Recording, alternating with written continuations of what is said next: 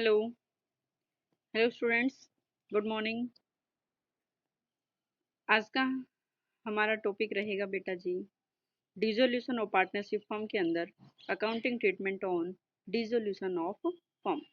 ठीक है, मतलब क्या है कि कह रहा है कि जो जिस टाइम हमारी फर्म का डिसोल्यूशन होता है तो उस टाइम हम कौन कौन से अकाउंटिंग ट्रीटमेंट करते हैं। इट मीन्स कौन कौन से अकाउंट्स मेंटेन करेंगे। ठीक है, तो बेटा जी डिसोल्यूशन जिस टाइम हम कर रहे होते हैं तो उस टाइम हमारे अकाउंट्स प्रिपेयर करने का एक प्रोसेस होता है, क्योंकि इससे पहले हमने एक टॉपिक पढ़ा था। कौन सा? पेमेंट या settlement of accounts of dissolution, कि हम जिस टाइम डिसोल्यूशन कर रहे हैं उस टाइम अकाउंट्स का सेटलमेंट किस टाइप से किया जाएगा। तो सबसे पहले तो क्या होगा कि हम असेट्स एंड लाइबिलिटीज का सेल करेंगे। असेट्स का सेल करने से लाइबिलिटीज का पेमेंट करेंगे। और जैसे ही जब हम लाइबिलिटीज का पेमेंट कर रहे होते हैं तो सबसे पहले हमें कौन सी लाइबिलिटीज का पेमेंट करना है। ठीक है, तो हमने पढ़ा था कि सबसे पहले हम जो भी हमारे लॉस हैं उनको राइट ऑफ करेंगे प्रॉफिट्स में से। और फिर अगर मान लीजिएगा फिर भी हमारे लॉस बच जाते हैं तो पार्टनर्स के कैपिटल अकाउंट में से राइट ऑफ होंगे।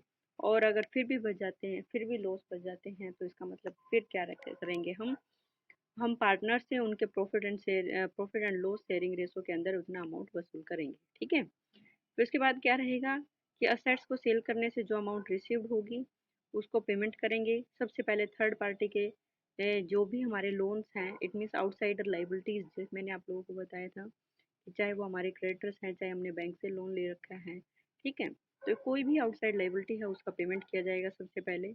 फिर अगर किसी पार्टनर ने फर्म को लोन दे रखा है तो उसका पेमेंट किया जाएगा। आफ्टर दैट क्या रहेगा, फिर साझेदारों की पूंजी खातों के शेष का भुगतान किया जाएगा। इट मीन्स पार्टनर्स के कैपिटल अकाउंट का पेमेंट किया जाएगा। फिर क्या रहेगा, सब सारे पेमेंट करने के बाद फिर कुछ अगर अमाउंट बच जाती है तो उसे सभी पार्टनर्स में उनके प्रॉफिट शेयरिंग रेशो में बांट दिया जाएगा। तो ये था हमारा सेटलमेंट ऑफ अकाउंट्स। अब उसी के अकॉर्डिंग हम कौन कौन से अकाउंट मेंटेन करेंगे। It means assets and liabilities को जिस टाइम हम सेल कर रहे होंगे तो हम कौन सा अकाउंट मेंटेन करेंगे। तो सबसे पहले हम बनाएंगे रियलाइजेशन अकाउंट। ठीक है, उसके बाद इसमें रियलाइजेशन अकाउंट में क्या होगा, कोई भी थर्ड पार्टी है तो थर्ड पार्टी के लोन्स का अगर हमने पेमेंट करना है तो हम कहाँ करेंगे, रियलाइजेशन अकाउंट के अंदर पेमेंट करेंगे। उसके बाद हमने पढ़ा कि पार्टनर्स के लोन का पेमेंट करना है, तो इट मीन सेकेंड नंबर पे हम अकाउंट मेंटेन करेंगे पार्टनर्स लोन अकाउंट। ठीक है, फिर हमने पढ़ा था कि पार्टनर्स की कैपिटल का पेमेंट करना है। ठीक है, खातों के शेष का पेमेंट करना है, तो इट मीन्स हम कैपिटल अकाउंट मेंटेन करेंगे। ठीक है, और उसके बाद फिर हम कैश एंड बैंक बैलेंस करेंगे। बैंक अकाउंट बनाएंगे जिससे हमें ये पता चल जाएगा कि हमारे पास कोई अमाउंट बैलेंस तो नहीं बची हुई है।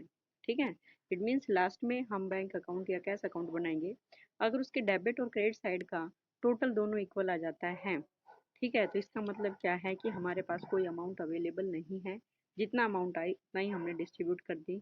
और इससे ये भी चेक हो जाता है कि हमारा क्वेश्चन ठीक है या फिर गलत है। ठीक है, अगर मैच हो जाता है तो it means our question is right, and अगर मान लीजिएगा मैच नहीं होता है तो हमारा क्वेश्चन क्या है, रॉन्ग है। ठीक है, तो सबसे पहला हम बनाएंगे रियलाइजेशन अकाउंट। ठीक है, तो रियलाइजेशन अकाउंट जैसा कि बेटा हमने ट्वेल्थ क्लास में भी पढ़ा हुआ है, रियलाइजेशन अकाउंट नेम इंडिकेट कर रहा है वसूली खाता। ठीक है, ये क्या करता है, जितनी भी हमारी असेट्स हैं उनको सेल करता है और जो भी हमारी लाइबिलिटीज हैं उनका हम पेमेंट करते हैं। और उससे होने वाले जो भी हमारे प्रॉफिट एंड लॉसेज हैं, ठीक है, उनको हम पार्टनर्स में डिस्ट्रीब्यूट कर लेते हैं। ठीक है, मतलब सबसे पहले हम क्या करेंगे, रियलाइजेशन अकाउंट बनाएंगे। जितने भी हमारी असेट्स हैं उनको सबसे पहले हम कहाँ ट्रांसफर करेंगे, डेबिट साइड में। इट मीन्स सबसे पहले हम अकाउंट्स क्लोज करेंगे ऑल असेट्स का। ठीक है, अकाउंट्स क्लोज करने के लिए क्या रहेगा बेटा जी, जितने भी असेट्स हैं उनका बैलेंसेस क्या होता है, हम बैलेंस शीट बनाते हैं। और बैलेंस शीट के अंदर क्या होगा कि बैलेंस शीट बनाते हैं, उसमें दो साइड्स होती हैं, एक असेट साइड होती है और दूसरी लाइबिलिटी साइड होती है। ठीक है, अब जो असेट साइड है तो असेट साइड में का बैलेंस क्या मानते हैं, हम डेबिट बैलेंस मानते हैं। अब असेट्स को हम क्या करेंगे, क्लोज कर रहे हैं, इट मीन्स असेट्स का अकाउंट क्लोज कर रहे हैं, तो ऑब्वियस है उनको हम यहाँ पे क्या कर देंगे, क्रेडिट कर देंगे। इट मीन्स रियलाइजेशन अकाउंट को डेबिट कर देंगे और टू ऑल असेट्स या सन्ड्री असेट्स हम ट्रांसफर कर देंगे किसमें, रियलाइजेशन अकाउंट में। अब बात देखनी है कि कौन कौन से आइटम्स हैं जो कि हमने इसमें असेट्स अकाउंट में, सॉरी रियलाइजेशन अकाउंट में ट्रांसफर करने हैं।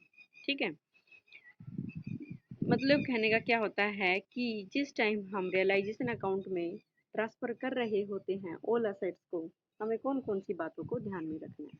ठीक है, तो सबसे पहले बेटा जी हमें वो सभी बातें याद ध्यान रखनी है जो कि मैंने आप लोगों को रिवैल्यूएशन अकाउंट बनाते टाइम बताया था, ऑल डिस्ट्रीब्यूटेबल आइटम।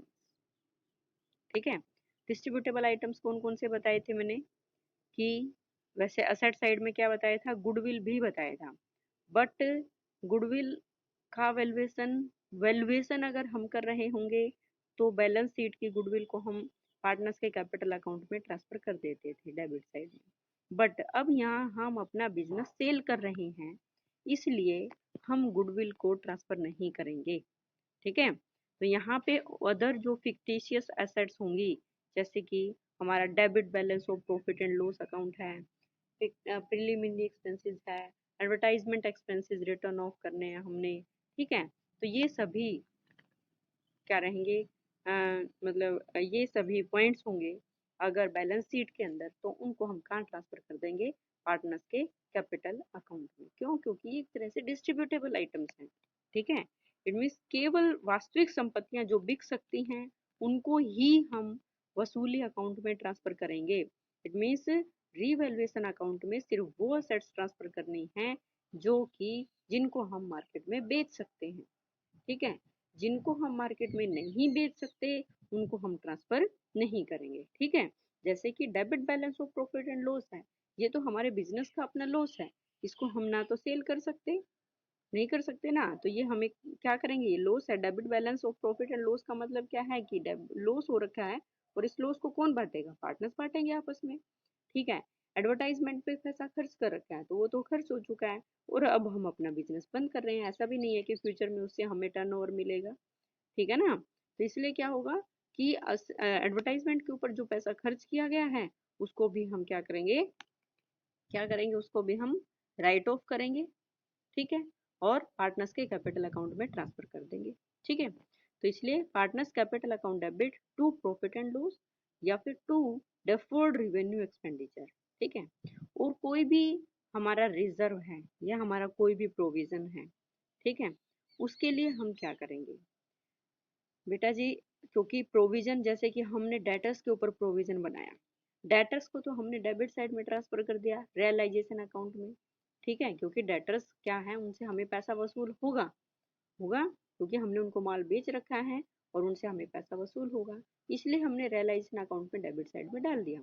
परंतु क्रेडिट साइड में हमें ये भी है कि सारा पैसा तो हमें मिलने से रहा, कुछ पैसा डूब भी सकता है, तो इसलिए हमें डाउटफुल डेट्स के लिए हमने प्रोविजन बनाया, और प्रोविजन को हम फिर कहाँ डाल देंगे, रियलाइजेशन अकाउंट में, क्रेडिट साइड में। ठीक है, ऐसे ही कोई भी अदर प्रोविजंस हैं, ठीक है, जैसे प्रोविजन फॉर बैड डेट्स है, प्रोविजन फॉर डेप्रिसिएशन है, मशीनरी रिप्लेसमेंट रिजर्व अकाउंट है।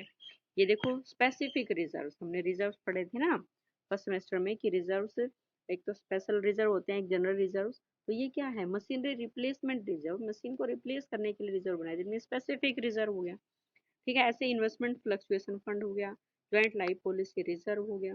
ठीक है, और टू रियलाइजेशन अकाउंट, ये सारे के सारे हमने कहाँ ट्रांसफर कर दिए, रियलाइजेशन अकाउंट में, क्रेडिट साइड में। क्लियर हो गया।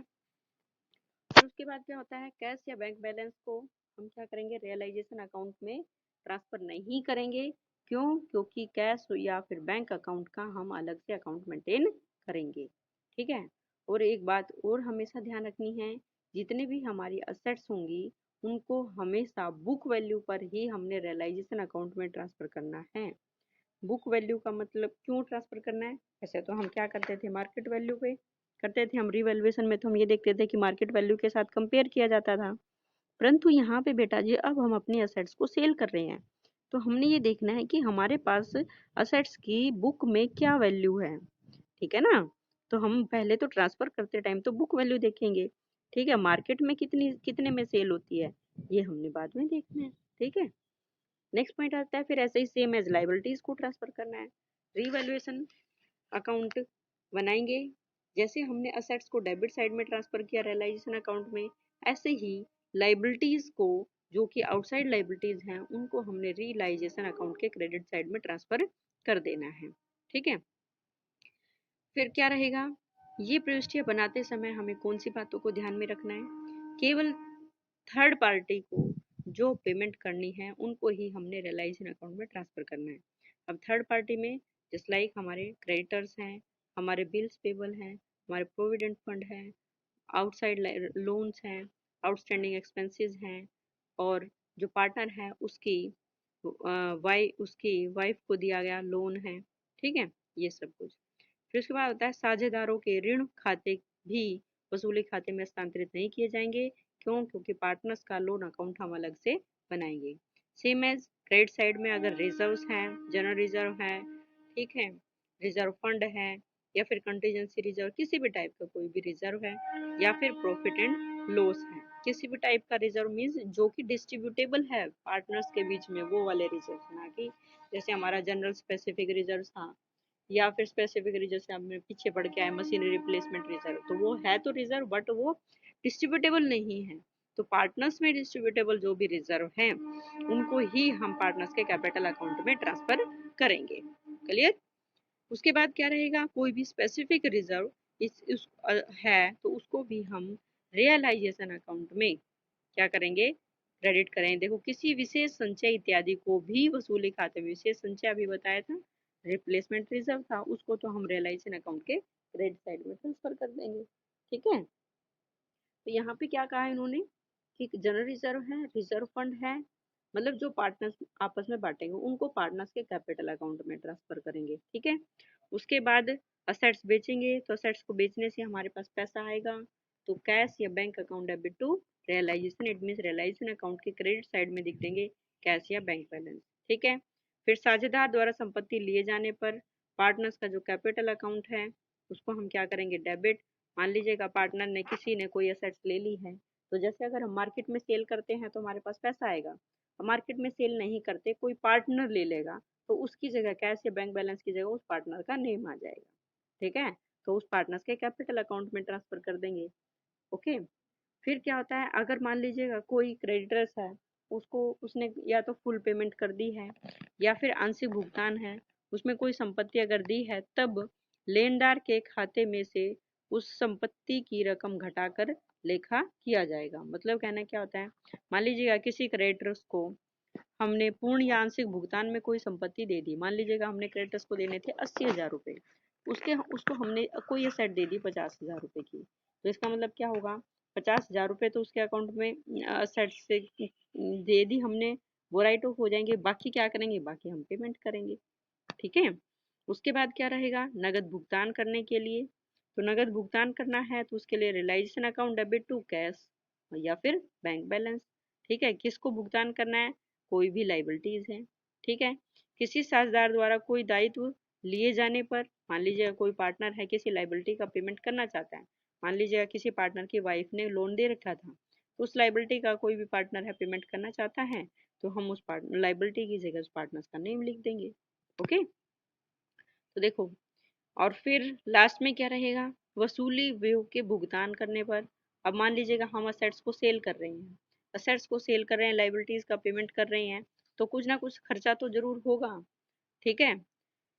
तो क्या करेंगे हम, खर्चा जरूर होगा, तो इसका मतलब क्या होगा, पेमेंट करेंगे, तो realisation account debit to cash और बैंक, ओके।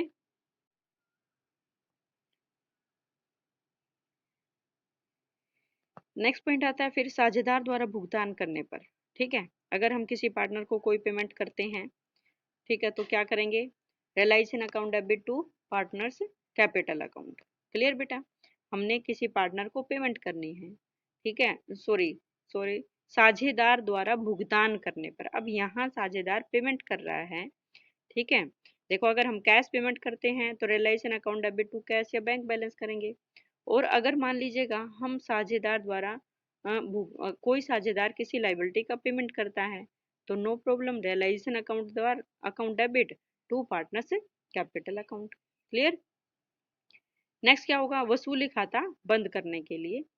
ठीक है, अब हमने लाइबिलिटी जो हमारा रियलाइजेशन अकाउंट है उसको हमने क्लोज करना है। तो realisation account debit to partners capital account. ठीक है, क्योंकि प्रॉफिट होगा तो क्रेडिट रियलाइजेशन अकाउंट का क्रेडिट बैलेंस ज़्यादा है, डेबिट कम है, तो इसका मतलब क्या होगा, पैसे ज़्यादा आए हैं और खर्चे कम हुए हैं तो प्रॉफिट होगा, तो प्रॉफिट को पार्टनर्स के कैपिटल अकाउंट में डिस्ट्रीब्यूट कर देंगे। ठीक है, प्रॉफिट एंड लॉस अकाउंट में प्रॉफिट एंड लॉस रेशो में बांट करके पार्टनर्स के कैपिटल अकाउंट में ट्रांसफर कर देंगे। सेम एज अगर लॉस होता है तो पार्टनर्स कैपिटल अकाउंट डेबिट कर देंगे। ठीक है, इसको बेटा जी आप एक फॉर्मेट के थ्रू समझ जाएंगे। इसमें फॉर्मेट शायद नहीं दे रखा है आपकी बुक में, तो मैंने जैसे बताया उसके अकॉर्डिंग हम कर लेंगे। ठीक है, नेक्स्ट पॉइंट आता है बेटा जी रीवैल्यूएशन और रियलाइजेशन अकाउंट में डिफरेंस। क्या होता है कि जैसे सबसे पहला पॉइंट है बनाने की अवस्था या समय। पुनर्मूल्यांकन अकाउंट, पुनर्मूल्यांकन अकाउंट का मतलब क्या है, रीवैल्यूएशन अकाउंट। रीवैल्यूएशन अकाउंट मैंने आप लोगों को बताया कि जब जब फर्म का रिकॉन्स्टिट्यूशन होगा, रिकॉन्स्टिट्यूशन किस किस केस में, रेशो चेंज हो जाए, पार्टनर्स एडमिशन ले, डेथ हो जाए, रिटायरमेंट हो जाए। ठीक है, तो इन केसेस में हमने रीवैल्यूएशन अकाउंट बनाना पड़ेगा। और रियलाइजेशन अकाउंट सिर्फ और सिर्फ कब बनाएंगे, जब हमारी फर्म समाप्त हो रही होगी। ठीक है, उसके बाद क्या होगा, बनाने का उद्देश्य। इस खाते को बनाने का उद्देश्य क्या है कि असेट्स और लाइबिलिटीज के जो वैल्यूज में चेंजेस हुए हैं उनको एडजस्ट करना है। और रियलाइजेशन अकाउंट बनाने का ऑब्जेक्टिव क्या है कि जो भी हमारी असेट्स और लाइबिलिटीज हैं उनका पेमेंट करना है और फिर पेमेंट से लाभ हानि ज्ञात करना है। ठीक है, नेक्स्ट पॉइंट क्या होगा, रिजल्ट क्या रहेगा। ये अकाउंट जिस टाइम बनाए जा रहे होते हैं, ये खाता बनाए जाने के बाद भी फर्म चालू रहती है, केवल साझेदारी संगठन में परिवर्तन होता है। और इसमें क्या रहेगा, ये खाता बनाए जाने के बाद फर्म बंद हो जाएगी। जो हमारा रिलेशन अकाउंट है बनाएंगे तो फर्म बंद हो जाएगी। ठीक है, नेक्स्ट क्या होगा, असेट्स और लाइबिलिटीज का मूल्य जिनका लेखा होना है वो कौन सी होती हैं। इसमें सिर्फ रिवैल्यूएशन अकाउंट में सिर्फ और सिर्फ असेट्स और लाइबिलिटीज के केवल बुक वैल्यू और जो चेंज्ड वैल्यू है, संशोधित, जिनको हम बोल सकते हैं, मतलब कहने क्या है, बुक वैल्यू और मार्केट वैल्यू, उन दोनों का जो डिफरेंस है उसको हम रीवैल्यूएशन अकाउंट में लिखते हैं। जबकि रियलाइजेशन अकाउंट में असेट्स को सेल करने से जितना अमाउंट आया वो लिखेंगे, लाइबिलिटीज को पेमेंट कितना पेमेंट करना है वो कुल वैल्यू लिखेंगे। ठीक है, इट मीन्स एक्चुअल में प्राप्त राशि कितनी, असेट्स को सेल करने से कितना अमाउंट रिसीव्ड हुई है, दूसरा लाइबिलिटीज को एक्चुअल में कितना पेमेंट किया गया है, इन सभी का लिखेंगे। ठीक है, और रिवैल्यूएशन अकाउंट कब बनाएंगे, अभी मैंने बताया कि जब जब फर्म का रिकंस्टिट्यूशन होगा, इट मीन्स लाइफ जब तक हमारा बिजनेस चलेगा बहुत सारे चेंजेस होते हैं, जब जब चेंज होगा तो बनाएंगे। इसका मतलब जीवन काल में कई बार बनाना पड़ता है, जबकि फर्म एक बार में एक ही बार डिसोल्व होती है, तो इसलिए सिर्फ इसको एक ही बार बनाया जाएगा। क्लियर। नेक्स्ट आता है बेटा जी पार्टनर्स का लोन अकाउंट मेंटेन करेंगे। अब पार्टनर्स लोन अकाउंट बनाएंगे तो लोन का बैलेंस क्या होता है, क्रेडिट होता है। ठीक है, इसलिए हम इसको क्रेडिट साइड में लिखेंगे पहले तो, कि पार्टनर से कितना लोन दे रखा है, फिर उसका पेमेंट करने के लिए हम डेबिट कर देंगे। तो partners loan account debit to bank. ठीक है, ऐसे ही पार्टनर्स कैपिटल अकाउंट जैसे हम पीछे बनाते आए थे, लास्ट में हम बैंक अकाउंट बनाएंगे। एक बात का ध्यान रखना है बेटा जी, जो हमारा रियलाइजेशन अकाउंट है ये हमारा नॉमिनल अकाउंट है, और नॉमिनल अकाउंट का रूल क्या कहता है, debit all expenses and losses, credit all incomes and gain. हमेशा ध्यान रखना है कि अगर हमारे पास कोई हमें इनकम हो रही है, हमारे पास आएंगे तो हम उनको क्रेडिट साइड में लिखेंगे, और पेमेंट हो रही है तो उसको हम डेबिट साइड में लिखेंगे। ठीक है, और उसके बाद कैश और बैंक बैलेंस। ठीक है, ये एक तरह से हमारा रियल अकाउंट होता है। Debit what comes in and credit what goes out. ये वाला रूल हम अप्लाई करेंगे कैश और बैंक बैलेंस में।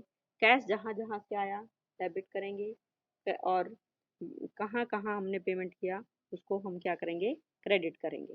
क्लियर। अब देखेंगे एक क्वेश्चन देखो, कहता है A and B share profits in the ratio of 3:2। Their balance sheet as at 31 March 2013 was as follows. ठीक है, क्रेडिटर्स हमारे पास 20,000 है। इस टाइप से देखो बेटा जी, सबसे पहले हम क्या करेंगे, जैसे हमारे पास क्वेश्चन आया, हमने सबसे पहले असेट्स को ट्रांसफर कर देना है, लाइबिलिटीज को भी ट्रांसफर कर देना है, किसमें, रियलाइजेशन अकाउंट में। ठीक है। कौन कौन से अमाउंट को ट्रांसफर नहीं करना है, जिस जिसका हम अकाउंट मेंटेन करेंगे। देखो सबसे पहले हम बैंक है, बैंक या कैश का हम अकाउंट मेंटेन करेंगे, ट्रांसफर नहीं होगा। कैपिटल्स का ट्रांसफर अकाउंट्स मेंटेन करेंगे, ये भी ट्रांसफर नहीं होगा, किसमें, रियलाइजेशन में। ऐसे ही पार्टनर्स का, अगर किसी पार्टनर ने लोन दे रखा है तो लोन को भी हम रियलाइजेशन अकाउंट में ट्रांसफर नहीं करेंगे, क्योंकि इसका भी अलग से अकाउंट मेंटेन करेंगे। ठीक है। और डिस्ट्रीब्यूटेबल आइटम्स हमारे डायरेक्ट पार्टनर्स के कैपिटल अकाउंट में चले जाएंगे। क्लियर। तो देखेंगे सबसे पहले आप साथ साथ में रियलाइजेशन अकाउंट भी देखते चले जाएं, कैसे कैसे प्रिपेयर कर रखा है। ठीक है। तो देखो सबसे पहले रियलाइजेशन अकाउंट बनाएंगे। डेबिट साइड में हम क्या क्या लिखेंगे, टू डेटर्स 40,000। ठीक है। आप साथ साथ में अपना रियलाइजेशन अकाउंट चेक करते जाएं। डेबिट साइड में सबसे पहले हम क्या लिखेंगे, टू डेटर्स 40,000, 40,000 रुपये से हम डेबिट साइड में लिखेंगे। उसके बाद है लेस प्रोविजन है, इस प्रोविजन को हम कहाँ ले जाएंगे, क्रेडिट साइड में ले जाएंगे, 1,800 रुपये। ठीक है। फिर डेबिट में टू स्टॉक, ठीक है, 54,800, to investment 20,000, to machinery 40,000, to land and building 1,00,000। ठीक है। और क्रेडिट साइड में क्या रहेगा, by creditors loan from A. इसका मतलब क्या है, ए ने फर्म को लोन दे रखा है, तो एज लोन अकाउंट हम अलग से मेंटेन करेंगे। उसके बाद आता है general reserve. General reserve distributable items है, इसलिए इसको हम पार्टनर्स के कैपिटल अकाउंट में ट्रांसफर कर देंगे, क्योंकि ये इनकम होगी, इसलिए क्रेडिट साइड में चला जाएगा। पार्टनर्स कैपिटल अकाउंट के क्रेडिट साइड में जनरल रिजर्व किस रेशो में, जो भी हमारा रेशो है ए और बी का 3 और 2 के रेशो में ट्रांसफर कर देंगे। ठीक है। फिर उसके बाद है कैपिटल अकाउंट, इनको भी हम पार्टनर्स का कैपिटल अकाउंट बना रहे हैं, वहां पे लिखेंगे by balance BD. Okay okay. Next देखें, कहता है कि partners decided to dissolve the firm on the above date. Partner ने डिसाइड किया है कि वो फर्म को डिसोल्व करेंगे। Assets realised as follows, stock 45,000, machinery 20% less than the book value. Machinery की वैल्यू कितनी है, 20% कम है बुक वैल्यू से। अब इसका मतलब क्या होगा कि हम रियलाइजेशन अकाउंट में लिखेंगे, ऊपर जैसे एक बात ध्यान रखना है, जैसे ऊपर दे रखा है कैश एट बैंक। ठीक है। इसका मतलब बैंक बैलेंस है, तो हम बैंक अकाउंट बनाएंगे। अगर यहाँ कैश एट बैंक ना होकर के ओनली होता इधर कैश, तो हम कैश अकाउंट मेंटेन करते हैं। ठीक है। अब जो भी अमाउंट्स हैं या पेमेंट करनी है या अमाउंट रिसीव्ड होगी, वो हम cash at bank, it means bank के थ्रू ट्रांजेक्शन करेंगे। ठीक है। अब बैंक बैलेंस यहाँ पर 8,000 रुपये है। अब इन्होंने कहा है, और दूसरा कहा अब असेट्स रियलाइज्ड हुई हैं, तो हम रियलाइजेशन अकाउंट बनाएंगे।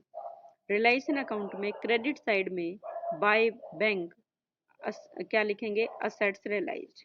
ठीक है। तो देखिए आपने रियलाइजेशन अकाउंट बनाया है, तो रियलाइजेशन अकाउंट में बाय बैंक ब्रैकेट में लिख दिया असेट्स रियलाइज्ड। अब ये टोटल 2,42,000 है, तो ये कैसे आई, आप चेक करें, टोटल कर लेंगे। स्टॉक कितना है, 45,000 रुपये। Machinery 20% less than the book value. अब मशीनरी कितनी है बुक वैल्यू में, बुक वैल्यू मशीनरी कितनी है, 40,000 है, उसका 20% कम, इट मीन्स 8,000 हो गया। तो 8,000 रुपये तक कम हो गई, इसका मतलब 32,000 रुपये। तो stock 45,000 plus machinery 32,000 plus debtor 35,000। ठीक है। Land and building 30,000 more than the book value, पूरा सेंटेंस पढ़ना है। तो लैंड बिल्डिंग की वैल्यू 20% ज़्यादा रियलाइज्ड हुई है। तो थी कितनी लैंड एंड बिल्डिंग, हमारे पास थी 1,00,000। ठीक है। उससे 30,000 ज़्यादा, इट मीन्स 1,30,000 हुए। क्लियर। तो हम जब असेट्स रियलाइज करेंगे, तो हमारे पास देखो 45,000 प्लस 32,000 प्लस 35,000 डेटर से प्लस लैंड बिल्डिंग से 1,30,000, तो टोटल हो गए 2,42,000। समझ आ गई बात। तो कितना हो गया टोटल, 2,42,000 हो गए। तो ये हम क्रेडिट साइड में लिख देंगे रियलाइजेशन अकाउंट में by bank account assets realised 2,42,000। Clear. उसके बाद नेक्स्ट पॉइंट देखेंगे क्या कहता है। A took over assets at an agreed value of 15,000। A ने असेट्स ले ली 15,000 रुपये में, तो ए ने ली है। अगर हम मार्केट में सेल करते तो हम बाय बैंक लिखते। अब उसकी जगह क्या होगी, ए ने ली है तो हम रियलाइजेशन अकाउंट में क्रेडिट साइड में दिखा देंगे बाय एज कैपिटल अकाउंट। ठीक है, मतलब जिस भी पार्टनर ने किसी लाइबिलिटी को पेमेंट किया है तो डेबिट साइड में टू पार्टनर्स कैपिटल अकाउंट हो जाएगा, और अगर कोई पार्टनर किसी असेट्स को लेता है तो उसको क्रेडिट साइड में लिख देंगे हम उस पार्टनर्स के नेम से। ठीक है, पार्टनर्स कैपिटल अकाउंट। ठीक है, उसके बाद क्या कहा है क्वेश्चन में, कहता है creditors agreed to accept 5% less. Agreed हो गए क्रेडिटर्स 5% कम लेने में, तो जो भी हमारे क्रेडिटर्स थे बैलेंस शीट में देखेंगे 20,000 थे, 5% कम, इसका मतलब 19,000 रुपये में लेने के लिए वो एग्री हो गए। तो हम रियलाइजेशन अकाउंट डेबिट साइड में टू बैंक लिखेंगे लाइबिलिटीज पेड। ठीक है, उसमें क्रेडिटर्स का लिख देंगे 19,000 रुपये। Expenses of realisation of assets amounted to 1200। Assets को रियलाइज करने पे जो खर्च हुए हैं वो 1200 रुपये हुए हैं, तो हम टू बैंक करके खर्च दिखाएंगे बेटा जी। तो देखेंगे to bank expenses paid. Clear. After that क्या कहता है, there was a typewriter in the firm, it was bought out of the firm's money. क्या कहा, फर्म के पास एक टाइपराइटर था और वो फर्म के पैसों में से ही खरीदा गया था। Was not shown in the books of the firm, firm की बुक में उसको नहीं दिखाया गया। देखो हमने हमारे पास जो एसेट बैलेंस शीट दे रखी है उसमें टाइपराइटर कहीं पे भी नहीं है। ठीक है, परंतु हमने फर्म्स की बुक में से पैसों में से ही टाइपराइटर खरीदा था और वो बैलेंस शीट में नहीं है। आज हम उसको सेल करेंगे तो वो 5,000 रुपये में सेल हो रहा है, तो नो प्रॉब्लम। कैश आ रहा है तो बाय बैंक लिखेंगे क्रेडिट साइड में, realisation account by bank, sale of typewriter 5,000 रुपये। ठीक है, अब हमारा सब कंप्लीट हो जाता है। आफ्टर दैट कहता है क्वेश्चन में प्रिपेयर द नेसेसरी अकाउंट। ठीक है, give journal entries and prepare necessary account. ठीक है, अब देखो जनरल एंट्रीज करेंगे, फिर हम रियलाइजेशन अकाउंट बनाया, क्रेडिट साइड में से टू डेबिट साइड वाले घटा दिए, टू कैपिटल अकाउंट्स, प्रॉफिट आ गया 8800 रुपये, 3 और 2। फिर हो गया एज लोन अकाउंट। ठीक है, क्रेडिट साइड में 16,000 रुपये आ जाएंगे तो पेमेंट कर देंगे टू बैंक अकाउंट। ठीक है, आफ्टर दैट फिर हम कैपिटल अकाउंट क्रेडिट साइड में बाय बैलेंस बीडी। ठीक है, फिर बाय जनरल रिजर्व, और डेबिट साइड में टू रियलाइजेशन अकाउंट हो जाएगा, इन्वेस्टमेंट टेकन, और इधर बाय प्रॉफिट रियलाइजेशन अकाउंट हो जाएगा। ठीक है, रियलाइजेशन अकाउंट से जो प्रॉफिट आया क्रेडिट साइड में ट्रांसफर कर देंगे। डेबिट साइड में ए ने एसेट्स ली है इन्वेस्टमेंट 15,000 रुपये में, तो ए का कैपिटल अकाउंट डेबिट, और फिर कैपिटल अकाउंट। देखो बेटा आप इसको इस टाइप से भी तैयार कर सकते हैं। सबसे पहले हम रियलाइजेशन अकाउंट बनाएंगे, बन गया। फिर उसके बाद जब हम कैपिटल अकाउंट बना रहे हैं, ठीक है, पहले तो हम सबसे पहले उनका ओपनिंग बैलेंस लिखेंगे बाय बैलेंस बीडी। फिर बैलेंस शीट का आइटम चेक करेंगे, डिस्ट्रीब्यूटेबल आइटम था, जनरल रिजर्व में डाल दिया, जनरल रिजर्व डाल दिया। ठीक है, जो भी डिस्ट्रीब्यूटेबल आइटम है क्रेडिट साइड में, लाइबिलिटी साइड में रिजर्व है, प्रॉफिट एंड लॉस है। ठीक है, तो इस टाइप से क्रेडिट साइड में लिख देंगे बाय जनरल रिजर्व। उसके बाद बेटा जी हम रियलाइजेशन अकाउंट में चलेंगे। सबसे पहले देखिए क्या किसी पार्टनर ने कोई असेट्स ली हैं, क्रेडिट साइड में चेक करेंगे।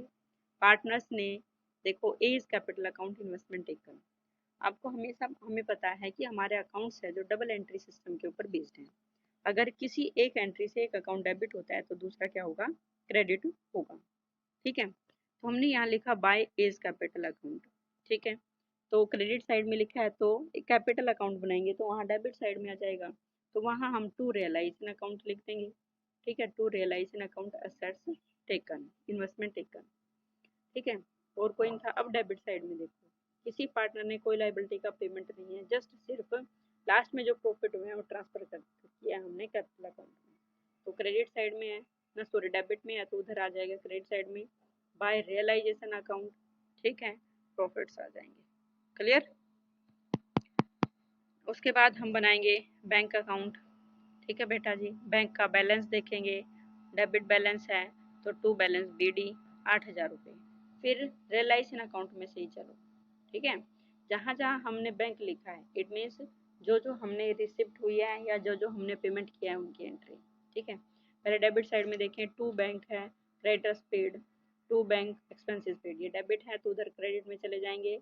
ठीक है, तो क्या लिख देंगे हम, बाय रियलाइजेशन 19,000 रुपये, बाय रियलाइजेशन 1,200 रुपये। ठीक है, देखो 19,000 रुपये 1,200 रुपये। फिर क्रेडिट साइड में आ जाओ, रियलाइजेशन अकाउंट में क्या है, बाय बैंक असेट्स रियलाइज्ड, उधर आ जाएगा टू रियलाइजेशन कितने, 2,42,000। ठीक है, फिर और आ जाएगा टू रियलाइजेशन अकाउंट, टाइपराइटर लिया था, सेल किया था 5,000 रुपये में, तो वो लिख देंगे। ठीक है, लास्ट में फिर क्या हुआ कि हमने लोन का पेमेंट किया। अब सभी अकाउंट्स में लोन का पेमेंट किया, एक है लोन अकाउंट टू बैंक, तो क्रेडिट साइड में चला जाएगा बाय एज लोन। ठीक, फिर कैपिटल का बैलेंसेज निकाला। अब बैलेंस हम टू बैलेंस सी डी लिखते थे, अब यहाँ हम सी डी नहीं लिखेंगे क्योंकि हमें आगे बैलेंस नहीं आने हैं। हम क्या करेंगे यहाँ पर, क्योंकि हमें बैलेंस आगे नहीं लेके जाने हैं, इसलिए क्या होगा, फाइनल पेमेंट करेंगे to bank account final payment. ठीक है, तो इधर क्रेडिट साइड में आ जाएगा, तो by A's capital account by C B's capital account. ठीक है, फिर दोनों का टोटल इक्वल आ जाता है, तो इट मीन्स हमारा क्वेश्चन बिल्कुल ठीक है। क्लियर,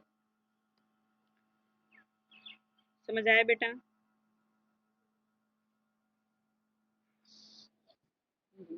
सेम एज बिल्कुल हमारा सेकंड क्वेश्चन है, आप इसको करके देखेंगे। ठीक है, आज सिर्फ आप 2 क्वेश्चन करेंगे और थ्योरी करेंगे। ठीक है, और फिर हम कल नेक्स्ट क्लास में अगला क्वेश्चन करेंगे। ठीक है।